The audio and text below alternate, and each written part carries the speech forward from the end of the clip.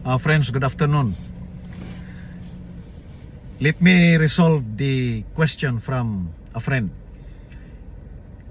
Question: is electricity a hazard? My answer is no. Electricity is not a hazard. Electricity is a resources. One of the resources in construction, because it will power your portable power tools, it will power your lightings, it will power your tools and equipment. It is not a hazard.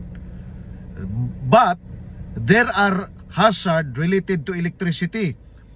If your company is not providing a suitable, trained and competent electrician, when all the power distributions and installations are not made or executed by a team of non-certified electrician, that is hazard. Why? Because hazard is defined as something that has potential to cause harm. This definition is provided by Health and Safety Executive of UK. This is a British definition of what is hazard. Now, in ISO 45001, our international standard in occupational health and safety management, OHMS management system, hazard is defined as a source of injury. So what makes this electrical works or electricity hazard? Any works related to electricity that becomes or that can be identified as hazard. Number one, as I said, if the electrician is not competent or certified.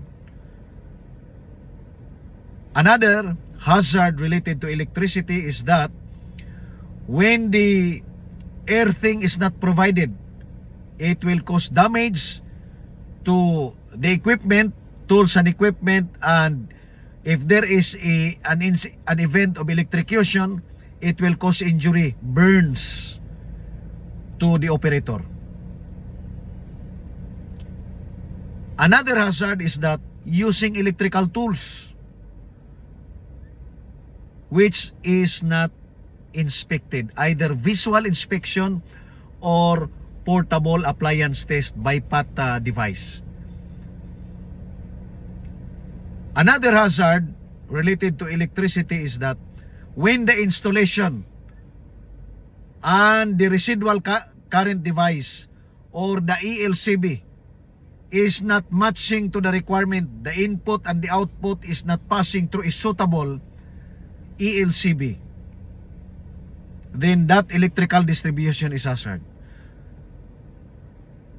When the operator of portable power tools or any workers working along with the electricity is not informed on the hazards related to electricity, lack of information, IITS, lack of information, instruction, training, and supervision, IITS, or the other acronym of this is ITIS, lack of instruction, lack of training, lack of information, and the lack of competent supervision.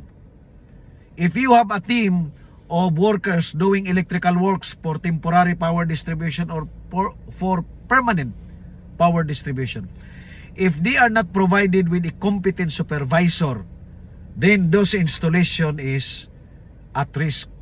So, the hazard here are those described with descriptive words. You will find this in the descriptive words. You will find them like lack of non-provision of damage insulator, damage parts of the electrical power tools, non-suitable ELCB, non-provision of RCD, incompetent electrician, and etc.